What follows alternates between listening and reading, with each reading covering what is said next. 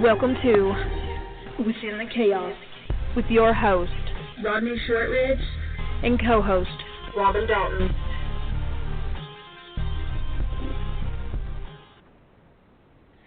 Good evening, boys and girls. And thank you for joining us tonight. You can listen in by calling 516-387-1922, or you can go to the Vibe Radio Network website at blogtalkradio.com / I hear a big reverb. Oh, shit. From deep within the heart of Appalachian Mountains. I know I hear echo, reverb, or something. I'm like, what the hell? Damn, I just lost where I was at. But anyway, I'd like to welcome everyone and thank you for listening to Within the Chaos. My name is Rodney Shortridge. I'll be your host tonight, along with my fiery redhead co-host, Robin Dalton. Hey, y'all. Tonight, our special guest is Scott Osmundson. Scott is the leader of the Black Diamond Paranormal Society Eastern Tennessee chapter. I'd like to appreciate everybody that invited us to Garden Day. Miss Farmer, me and Robin were down there along with some of our new trainees, Josh, Brianna, and John. Appreciate their help. They always make us feel right at home. I think it's like our 4th or 5th year we were down there.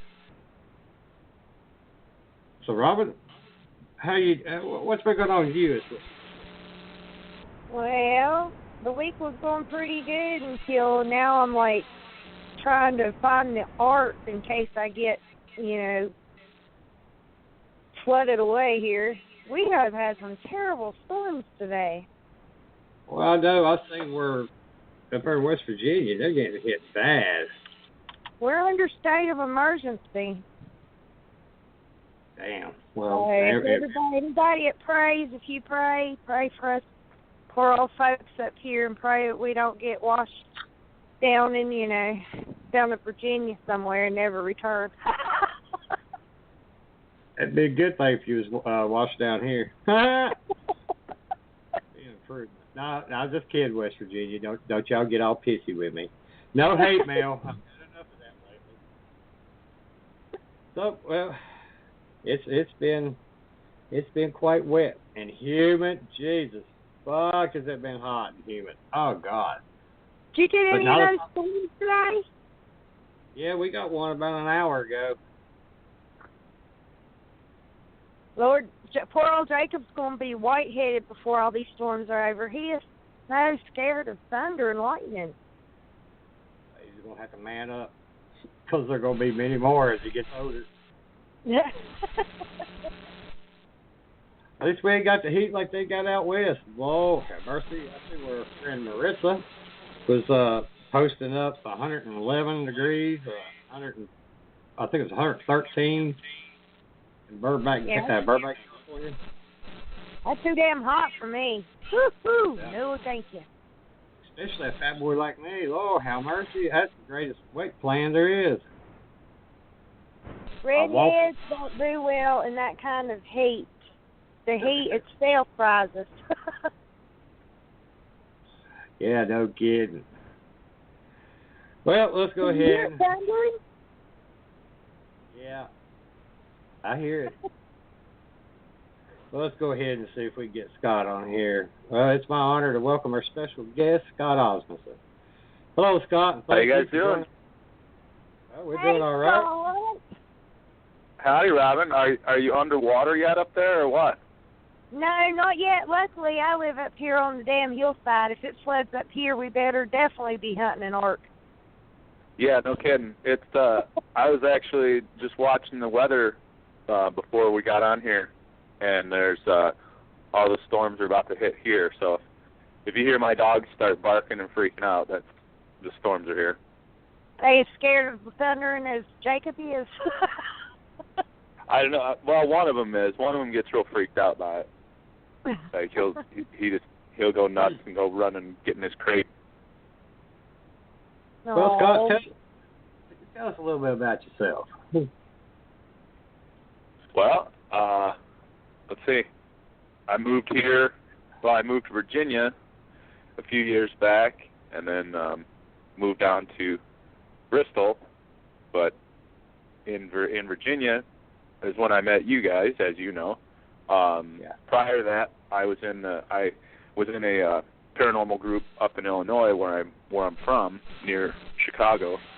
And so when I moved down this way, then I actually I just Googled paranormal groups in Southwest Virginia, and that's actually how I ended up meeting you, like getting your number and calling you. Yeah, we met. Excuse me. We met at a Cedar Bluff Festival. Yeah, Cedar Bluff. Yeah. Well, go ahead. I had looked up, like, and found BDPS on the website though first, online, and then you had a listing of where you guys were going to be and all that stuff. So that's how I ended up coming down to that festival and then running into you guys. Yeah. And then the rest is history. It is. There's been just... Well, that's how Rodney met you. I remember our first meeting a little different, one that I will hold in my heart forever. Oh, my God. Really? Yeah, the Mario story. Here we go. Scott came to our Halloween party that year, and the first time most of us met him, he came out in this little teeny tiny Mario outfit, because it was one of the last ones that was left to buy, and he had a sock stuffed down his crotch. Who said it was a sock? Up Matthew's leg, and he was the life of the party. He will forever be Mario. all they had was like kids' costumes left, and I really had no plan on going to a Halloween party that year until then. After meeting you guys, and then Rodney said that he was having the party and invited me, and so of course I accepted. I wanted to meet everybody, and I went to Walmart and was looking for a costume. And there was no adult. I mean, this was like the day before Halloween, if I recall correctly, like the day before Halloween actually fell on or whatever. And there was no outfits left, so there was some kids ones, and I was always a fan of Super Mario Brothers. So there you go. Well, I tell you, that was the most unique and most memorable introduction I've ever had to anyone, and I will remember it forever. That's good. You're supposed to make a mark right away, you know. Well, First impressions are important. Yeah, well, that was a good one, and because of the events of that night, I can no longer have Halloween parties at my house. Hey, now, but don't see, you say that now, and it's going to make the listeners think that it was like something that I did. So no, we need to clarify. You don't need to go into details, but the listeners need to know that it was events that took place involving other people that were happening. It wasn't my fault. I was just an awesome Super Mario in a kid's outfit. Yes, Scott was just pure entertainment. He was none of the troublemaking. Yeah, no, that's right. He was not none of the troublemaking. It was other members and past members that caused me to end up getting banned from my own house. Pretty Scott, much. Yeah. Why and how did you get into the paranormal? It's something that I've always been fascinated with. What happens in the afterlife. Why, some people choose to believe in heaven and hell, and but how? Okay, if let's just go based on the assumption there's a heaven and hell, right? How is it that some people's spirits, when they die, can go to heaven or hell, and then some just seem to be stuck here? Like I'm curious about that. So, and I always have been, ever since I was a little kid. Like, I always liked reading, ghost stories and watching movies like that and whatnot. And it was kind of just by chance that I got into it. I was at a friend of mine's house one day, and I saw a business card on his coffee table for a paranormal group. And I was like, where's this from? And he explained to me that was two guys that he worked with had started a paranormal group, and that was their business card. And I was like, really? I'm like, I've always been interested in that stuff. Like, maybe you could talk to them and we could go check it out. And he's like, yeah, all right. So I think he was just kind of more or less just doing it on a whim just because it was something that I was interested in. And then so he called those guys, and they invited us to come out on an investigation. And we went out and did it, and it was awesome. We both loved it. And the guys in the group, said they told us that they thought we did really well and that if we wanted to come out again, to come out. And so eventually we became members of that group. Oh, cool. And then I moved down here and met you. Now, would you say that you have any special skills or talents that help you out during an investigation? Well, I'm a sexy motherfucker, so that's a definite talent. I don't know if that helps me in an investigation, but it helps me in other areas. Hey, you never know when one of them female spirits be like, look at him. I think I might have to tag along and let myself be known. Yeah, they might. I don't know. It's like Dan Aykroyd in Ghostbusters, right? Who doesn't want a hot female ghost going down on you? Yeah. So would you prefer to investigate residential places, or do you like going to like commercial properties and historical places and stuff like that? It really doesn't bother me either way. I don't think I have really a preference. It's as long as there's activity. But I suppose, I guess, places that have historical value to them, just because more of like a backstory and things of that nature. Right. I think if anything, it maybe helps you identify maybe what's going on there easier than if it's just a private residence and maybe you don't have a lot of background information on the house. So that's about it. Otherwise, I'll investigate wherever. Let's go. Well, what made you decide to start your own BDPS chapter in Tennessee? Just because, once I moved down here, I'm like basically 2 hours from you guys, and it's getting up there for each time there's a meeting or an investigation or something. It's just not really that realistic. So that's why I came to you guys and asked you if we'd be able to start our own chapter down here. A couple of the guys that I used to work with, they, talking with them, and I explained to them, about Black Diamond and that I was in it, and they really were interested in wanting to join too. And then, so we just figured we'd open up a chapter down here. So that's why we came and talked to you. Heck yeah. Well, what are your plans and goals, excuse me, for BDPS ETC? Well, as far as I know, and I could be wrong, but as far as I know, there's not many paranormal groups in this area, and so I think we have pretty untapped resources as far as places to investigate and things like that. I know there's some groups in some towns near here that I'm not going to give them any advertisement. The hell with them. But they'll do like a walking tour, things like that, But as far as I know, that's all they do. So I'm looking at the Tri-Cities area and a little bit outside of it, between Bristol, Johnson City, and Kingsport. There's a lot of untapped resources, and so I think that's what I want to do is get into some of these places that have probably or possibly never been investigated before. Cool. Cool.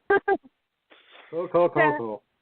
I know you already have recruited 2 members, Will and Nate, who, unfortunately, I have a close relationship with Nate nowadays. A lot closer than you want to be, right? Yeah. So, go ahead. You want to go ahead and tell that, Robin, while we're on the subject?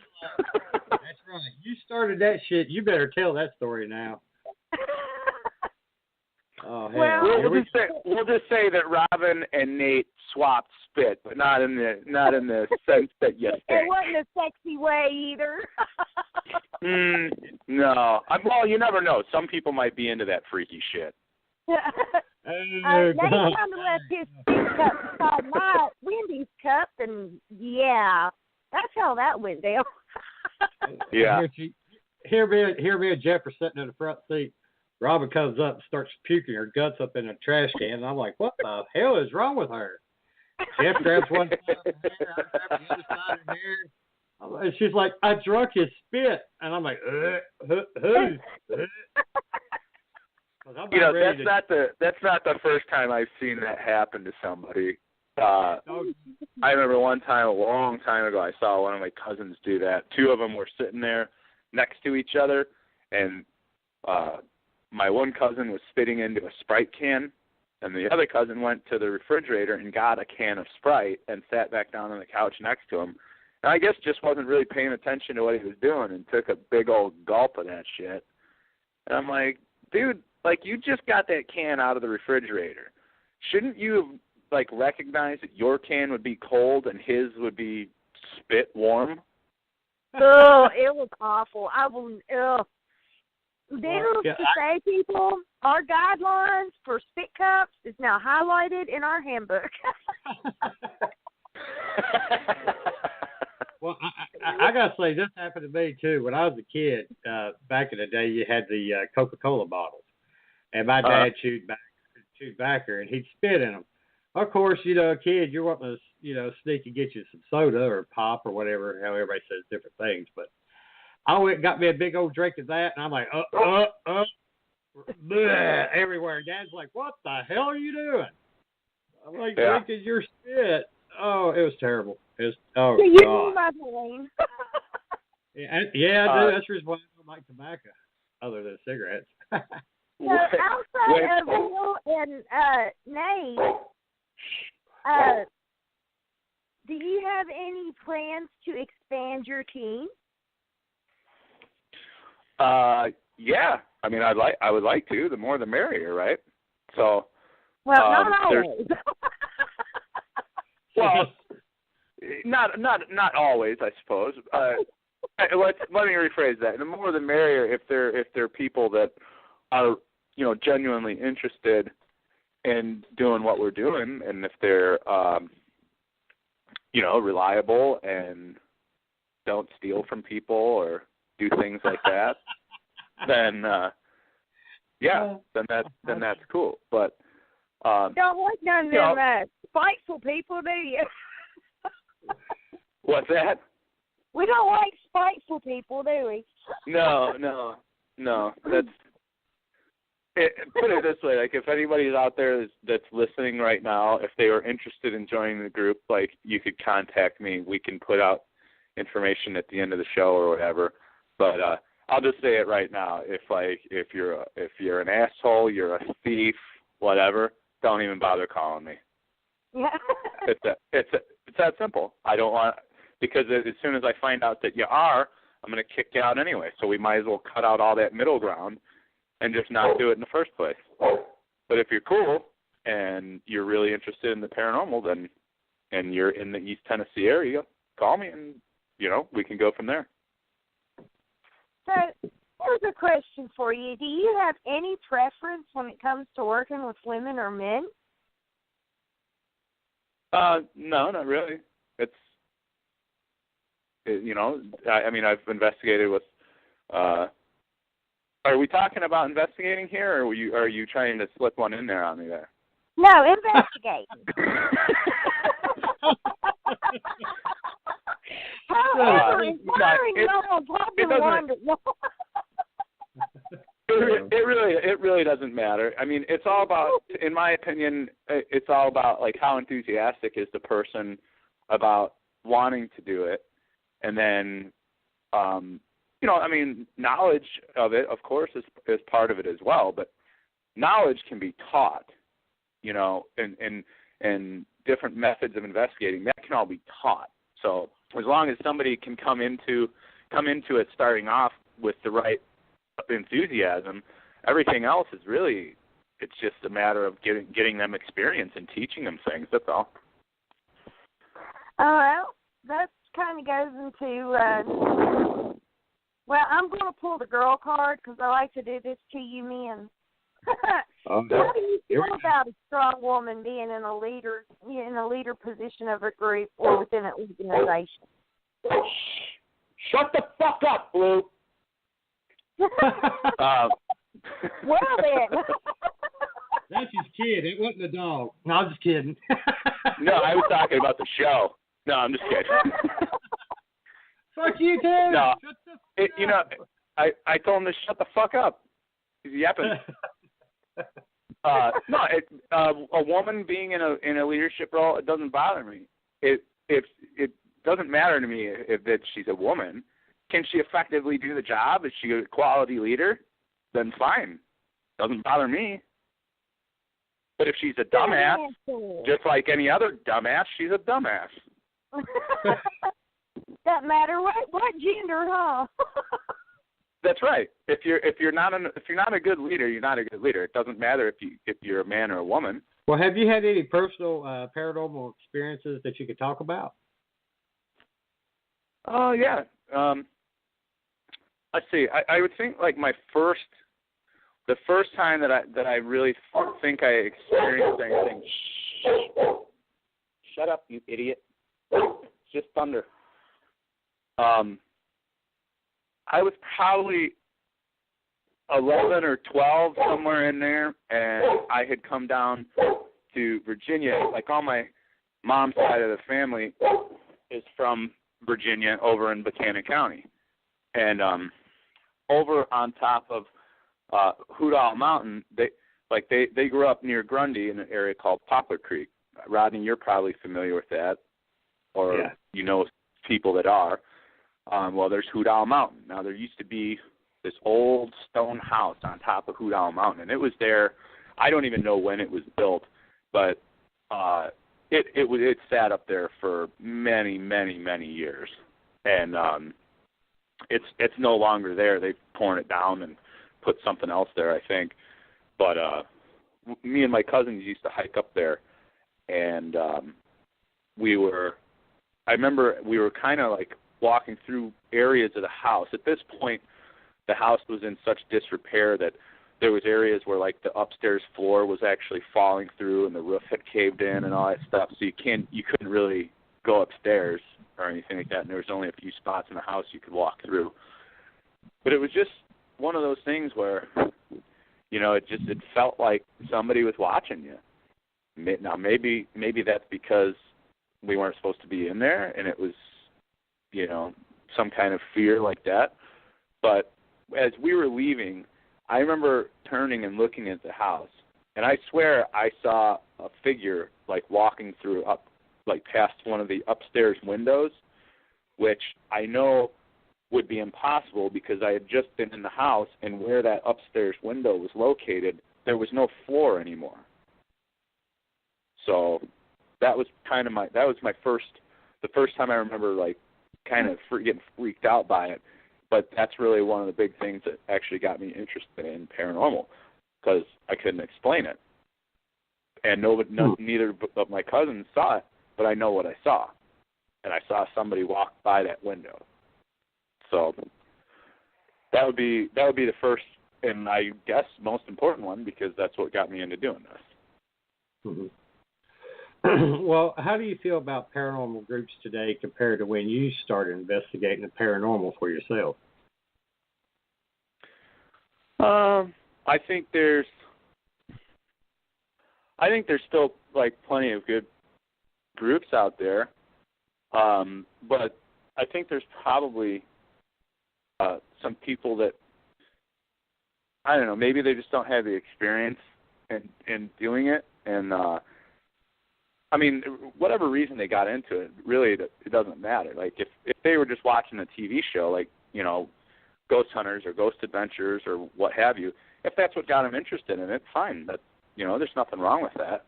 But I think there's a lot of people that have gotten into it, and I don't know. I think they just don't know really what the hell they're doing. But I think I still think there's plenty of good groups out there with experienced people. Absolutely. I mean, I found you guys, and I know you've been doing it for a while. So we didn't know what the hell we were doing either when we started, but we figured it out. I guess what I'm saying is there's nothing wrong with people trying to get into it and maybe they don't know what they're doing. Over time, they might learn. But maybe it's gotten oversaturated, if that makes any sense. With the popularity of all the TV shows that have come out about it, and some of these movies like Paranormal Activity. Yeah. I'm sorry, Robin. Go ahead. They kind of want to go in for the excitement and not the love. They're going to get a thrill every time they go. Right. And it's mostly boring. Yeah, I mean, you guys know that. A lot of times you get on an investigation and it's like there's nothing happening. Now, it doesn't mean that you might not find evidence later when you go through it, which has been the case several times before. Yeah. But, I think a lot of people are thinking that it's going to be, all this excitement and stuff, and a lot of times it really isn't. It's pretty damn boring while you're doing it. I have yet, in 8 years, I've yet to see anything fly across the room. Right. I've never seen somebody dragged down a hallway by an invisible presence or anything, it doesn't work that way. But it'd be cool as hell if we see somebody drug away. What's that? I said it'd be cool as hell if we did see someone be drugged away. That'd be like, wow. You may get pictures. It depends on the person. Like if we knew something was going to happen, we just get somebody in there with us that we know is an asshole and be like, hey, you should come out with us tonight, buddy. Yeah. And then just. Yeah. That's where I was going with that. Did that just happen to you, guy? I'm so sorry. Wow. Damn. Be like, wow. Let me give you a hand, you fucking prick. I mean, here, let me give you a hand. Do you prefer the old school methods of investigating, or do you prefer the new technologies that a lot of these groups use today? I think a mixture of both. I mean, you always have to be prepared to go old school. The thing that's nice, I mean, technology and computers and everything, it's all nice, but sometimes that stuff fails, and you got to go back to using simpler methods. So, it's easier. I mean, I think you should know both. I guess I would compare that to like when I was in the military. You used to do land navigation using, a map and a compass and a protractor. And then they came out with, with pluggers, and which is, basically like a GPS device, which is all fine and dandy, but shit's heavier to carry, and if your battery runs out or something malfunctions with the equipment, you still need to know how to read that map and use that compass. Otherwise, you're screwed, right? Very good comparison. Very visual. But you all want to know something sad? I would not be able to get us out of the woods if all I had was a compass and a map. Sorry. That's the reason why you would never lead us if we was in the woods. Hey, at least I'm honest, and I don't try to just take you in circles and say, well, it's right down here, y'all. And that's not to say, hey, I can't do this shit. And see, that's not being sexist either. I'm just being blunt. I know you for a long time, and yes, I will. Either I will, Scott will, or somebody else will lead us out of the woods. Don't you worry about that. I promise you, I won't try to lead us out because I know where we're going to end up. Lost even worse. Or right back where we started. Yeah.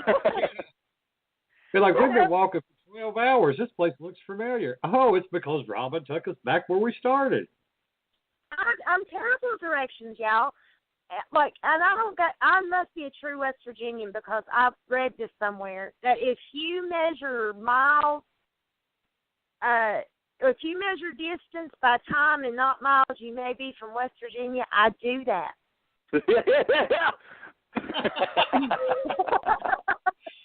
And I feel like I will tell you that. As soon as she started talking, Scott, I knew that was coming. I knew it. I mean, because I know Caswell's 23 miles from my house. I always say, I can get there in 32 minutes to Rodney's house. Damn. Yeah. Either way, I mean, it's as long as you know what distance it is. But right now, it would be like nautical miles, so you better get your flippers on. Yeah, like I can swim there in a little while. All right, so on a serious note, but for all the listeners out there, sometimes I'm not the brightest bulb in the box, but I am the most sincere person when I tell you things. You always know it's true, and I always mean what I say. So anyway, everybody knows now that I we've love cleared EVP. that up. Everybody knows that I love EVP. I do. I love to sit down and do EVP sessions, and I love to get an EVP, on evidence. Mm-hmm. Is there anything particular, any type of evidence, like the audio, video, or still camera? Is there any evidence that just wows you? Is it all kind of, you prefer to get it all, or is there one thing that just really just says, oh, I can't believe we got it? Well, I mean, getting a good EVP is always good. Like, I don't care how long I've been doing it. Like, when you're sitting there listening to the audio and all of a sudden you get one, especially one of those that's real good and clear, that still excites me. It's like, I could get one out of an 8-hour session and I'll still be happy about it. But especially if it's a real good clear one. I mean, you guys know it's sometimes you'll get some that it's hard to make out or whatever because maybe somebody's talking or you got other background noise going on. Those really good clear ones are excellent. But that being said, now I've only ever really caught like one shadow figure on camera before. So that's kind of like trying to find the Ark of the Covenant. You know what I mean? Like it's so rare. You see some of these TV shows, and I try and explain to people when if I'm talking to them about BDPS, and they're like, so is it like Ghost Hunters? And I'm like, no, it's not like Ghost Hunters. And they're like, well, what do you mean? And I'm like, well, we have similar equipment and do the same stuff, but ours isn't a bullshit produced TV thing. You know what I mean? Like, I think when the Ghost Hunters first started out, like, you can look at the first couple of seasons of that television show, and they, like, you could tell, like, sometimes at the end of the show, they would go to reveal evidence to the people, and they're like, sorry, we didn't catch anything. Now, when's the last time you've seen a TV show in the last few years, say the last 3 or 4 years, that they've actually, like, said, well, we didn't catch anything? Like, now there's always, like, video and audio evidence and all this, and I know that that's not reality, So the reality is that a lot of times you don't catch very much at all. So, I don't know. Catching something on video is just so rare to me that's the prize. You know what I mean? Right. Yeah. So, what is your opinion on what makes a great leader in a group such as yours? Being a sexy motherfucker, which that's number one. Well, I guess, man, you both have got cornered that market, seeing how we're both. We've got that cornered. You have to love cheesy 80s music, which Yeah, I'm right there. Yeah. And you have to be able to, and then the serious portion of it, you need to be able to give people direction. And you have to know, like, how to deal with different personalities. That's what makes a good leader to me, is that not everybody is the same, so not everybody's going to react the same to the same kind of discipline. Like, there's some people that you can give very little direction to, and they can go on about their business, get the job done. Where there's some people, and I'm not saying, like, in our group, I'm just saying in general, this is the way life is, you know. Then you're going to have some people that you have to basically hold their hand through every step of the operation and basically micromanage them. And then you're going to have most people kind of fall in the middle of that. So you have to be able to determine out of your people what's the best way to lead them. And if you can figure that out and have that ability, that I think is what makes the best leader. Mm-hmm. I agree.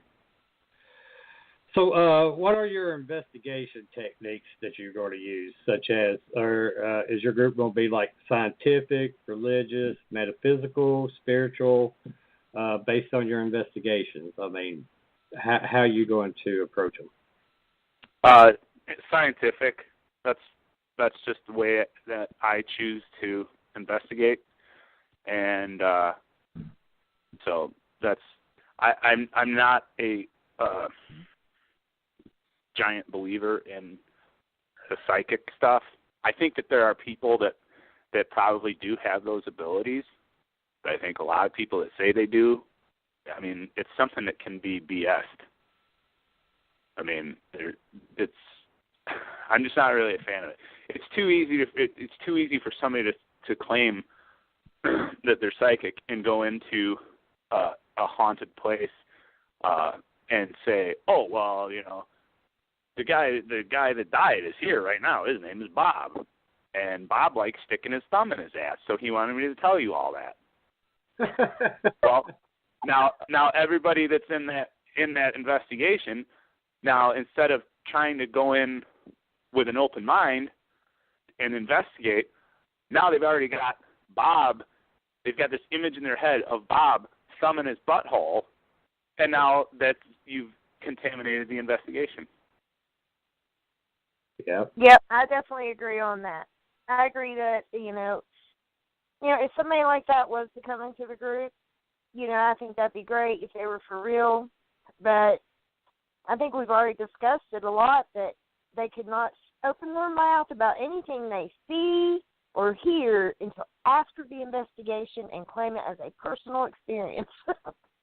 Well, yeah, I'll go a step further. Me and Scott talked about this last night, that even after the investigation, that whatever experiences they have, they need to be wrote down and stashed away until the evidence has been reviewed, because even if you was to read it or see it before you actually go through the video or audio or the photos, it's going to put that in your mind, and it's going to contaminate the investigation, in our opinion. Yep, that's true, too, and I agree with you. Yeah, so, I mean, the whole time you're looking through the video evidence, right, you're going to be thinking about Bob, when really, if you wanted to watch some guy named Bob put his thumb in his ass, you could just go on, like, Pornhub and go under, like, weird thumb fetishes, and you'd be fine. Yep, that's true. So what are some of your favorite places you've investigated, Scott? What's that? I'm sorry, Robin. You're kind of broken up with the storm here. What are some of your favorite places you've investigated? Well, there was a house in Illinois that was we caught a lot of activity in. It was like this old Victorian house that a doctor had built in like the late 1800s, and one of his daughters died of influenza.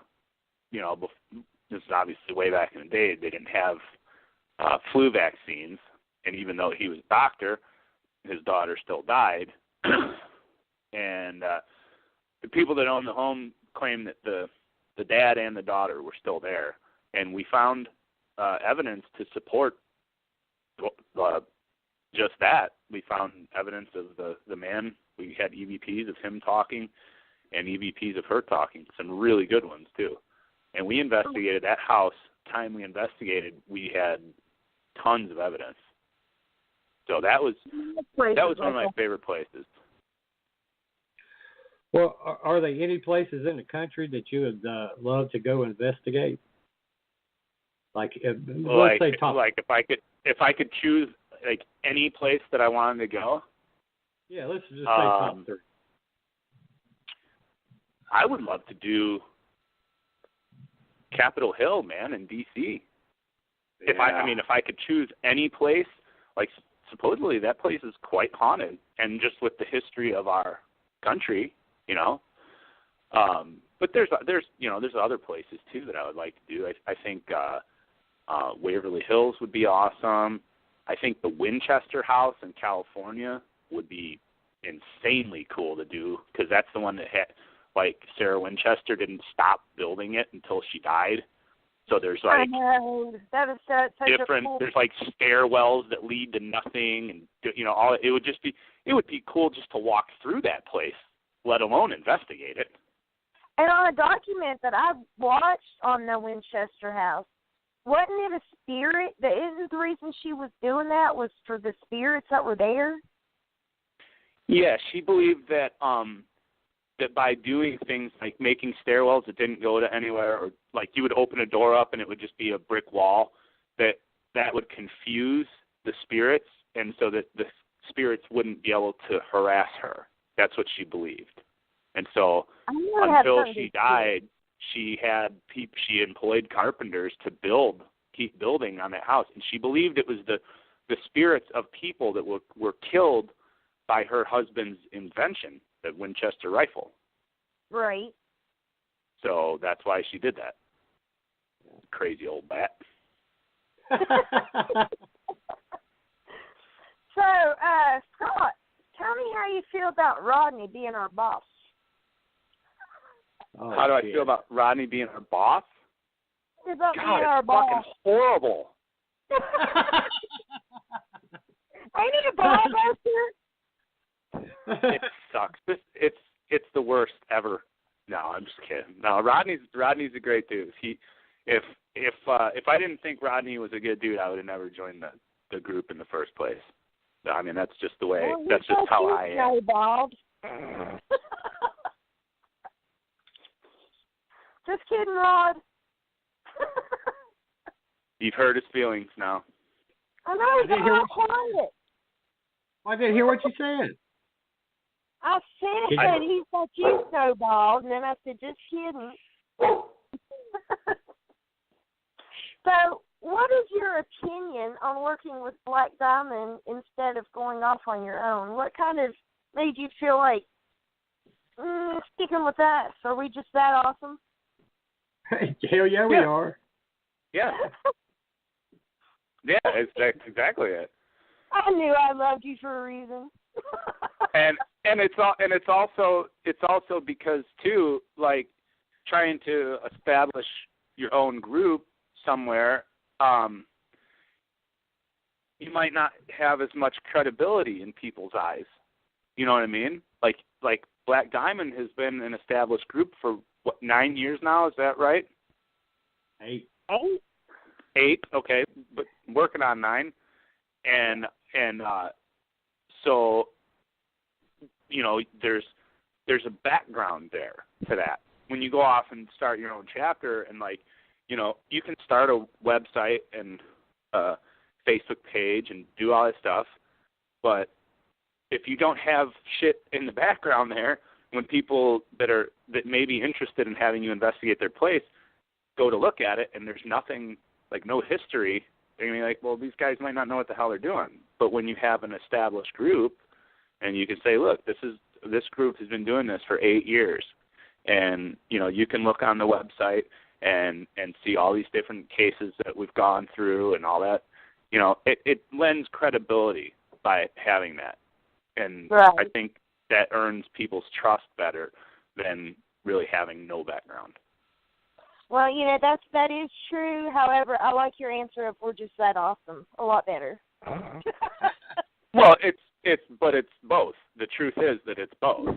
I mean, I love you guys. You guys are my friends. Even if I was never going to do paranormal investigating anymore, you guys are still like have become like family to me, Aww. So that to me is number one and always will be. But there's also that other reason that I stated is they're both true statements. And you're all sexy motherfuckers. That's right. You're some good-looking people, y'all. If you ever decided to move away from Tennessee, what would you do with the group? Would you train someone to take the team over, or would you shut it down and move it to wherever you're going, or what would you do with it? I think that would all depend on if somebody's here in the group still that wanted to keep it going, because if nobody wanted to take the reins, then it's not going to succeed anyway, right? Exactly. But if somebody wanted to step up and take the reins, and if I went somewhere else, then whoever wanted to step up, they can step up, and then perhaps wherever I would go to, I could start a new chapter of BDPS, BDPS Australia. Good day, mate. Eventually, we're going to be everywhere. Slowly taking over the world.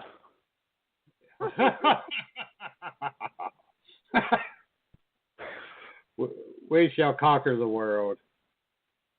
So how many investigations do you think you might be able or planning this year?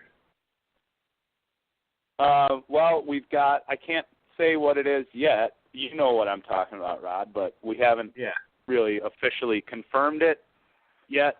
But we have something that we're working on, hopefully for next month, here in Bristol, Tennessee. And then, there's a couple other places that I'm looking at. I need to get some more information on ownership issues.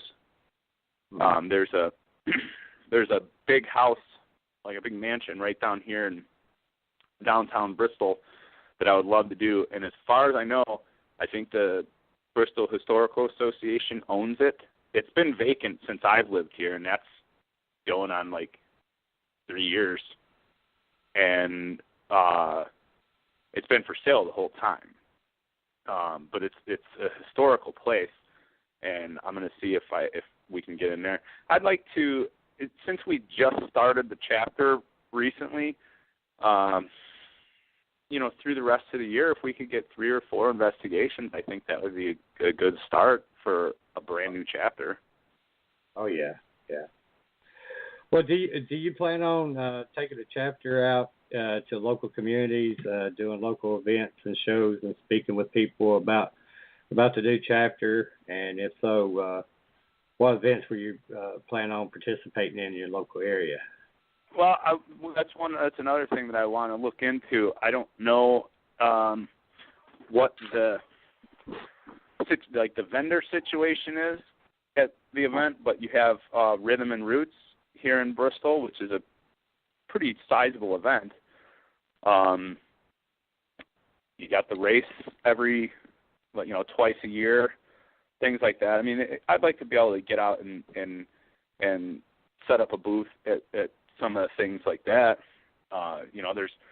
Those are all high-profile events. There's a lot of people there, so it could, give us a lot of exposure. So, but I gotta find out what the prices are and all that stuff. I mean, Rhythm and Roots, I'm guessing that it would be kind of pricey to set up a booth there, because even the tickets are $60 a day just to go in and watch the bands. Wow. Yeah. Well, where do you think the future of the paranormal world is going? I think that it's always going to be there. You're always going to have the diehard people that are going to still keep investigating. But I think that the popularity of it is starting to wane a little bit. I don't know if you've noticed that. TV shows, even the real popular ones like Ghost Hunters and Ghost Adventures, they don't seem to be getting the kind of ratings and exposure that they were even just up, a few years ago. And it seems like it seems like there's less paranormal TV shows based like that on TV now than there were 5 or 6 years ago. Yeah, I think so.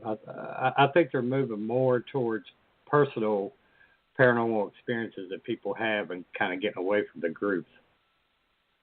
Well, I've worked in radio, and I went to school for radio and TV broadcasting, and everything in that world revolves around ratings, because ratings equals money. So whatever's getting ratings, they're going to beat the hell out of it until it dies, So like when Ghost Hunters first came out and really started getting popular, then you notice all of a sudden all these different shows started popping up on different networks, because these different networks are like, well, they've got something right there that's working. They're making a lot of money off of that, so we need to do the same thing. It's like right now, all of a sudden, there's 30 TV shows on about people fucking running around the woods naked trying to survive. Like, yeah. Are you a dumbass? Put some fucking clothes on. You want to go camping? That's fine. Put on some pants, idiot. Yeah, people love it. That's why the first thing we usually ask is when they ask us to do something. Do we have to be naked? That wouldn't be good. We actually were interviewed by a production company that was wanting us to, I thought, the way the email was speaking, was we would be going out, camping out in an area where there's a lot of paranormal activity, and we would be out there investigating it for, for a number of days while we're also surviving on our own. I'm like, well, that sounds kind of cool. And then, when we interviewed with the lady, she's like, can you all be naked and do this? I'm like, are you fucking serious? No. I'm not going to investigate naked. Are you? No. Nobody won't see us naked. But it's true. Look at all those shows that are out there now that are dating naked and afraid, doing all, like, put some clothes on, you moron. So how will you be doing advertising for your group in the Bristol area? I'm going to write it all over my body and run around naked. There you go. Since apparently that shit now, I might as well too. I'm just going to be a walking billboard. With advertisement all over you and let everybody else be afraid? Yeah. I was going to try and write it out on my dong, but it would only be like 3 letters long. I'm just going to get BDP. I won't even get the S. Well, if someone is interested in joining BDPS ETC, how would they be able to contact you to do that? Well, right now we're working on. We're going to get a Facebook page set up, but it's not going right now yet. But I believe, Rodney, isn't there a link? Or we're going to put a link on the BDPS website. Is that right? Yeah. Yeah. Okay. Olivia, she's working on that, or did, or something like that. So currently, the best way to be would be either contact me on Facebook, just Scott Osmundson. Just search my name, Osmundson. There's not a whole lot of people with that last name, so contact me on my personal page until we can get the group page set up, or go to the BDPS website and get contact info from there. Would be the easiest 2 ways to do it, or just look for the guy running around naked with BDP written on his dong. Yep. That'll work. Is there anything that you'd like for our listeners to know that we haven't covered or mentioned tonight? I don't know. We've already established that I'm a sexy motherfucker. Yeah, that's no, I guess we've covered pretty much. Let's just keep a lookout for us because I think we're getting bigger. We're slowly taking over the world. And if nobody's heard yet, Dr. Ralph Stanley passed away, one of my favorite musicians of all time. So rest in peace, sir, and condolences to the Stanley family. Yes, I agree. I've listened to him ever since I was a kid too. Love the man. Yeah, man. Yeah, him like even the old stuff with him and his brother Carter, man, so good. Yeah, it is. It's sad. Well, we got a few more minutes, so we got about 3 minutes, 50 seconds. So, well, should we talk about what we're doing this weekend? Yeah, we can talk about that. We're gonna have a training for all of our new BDPS members or trainees. We're gonna be at the Heber Bryant Cemetery. I'm not going to tell everybody where it's at because I don't want everybody coming and asking for autographs. Let me tell you. We had that happen to us at Pocahontas Cemetery. We're investigating, and there were cars pulled up the hill, and I'm like, what the hell is going on? And Dave hollered at me on the radio. He said, Rod, these people are wanting autographs. I'm like, we're in the middle of a fucking investigation. He's like, what do you want me to do? I said, sign their autograph and send them down the hill. We're the biggest thing our town's seen in a long time. Just sign something and tell them to go away. It's not hard. Why do you have to ask questions about this? Well, I do want to say something that, in case everybody didn't know. Scott's he's a veteran, and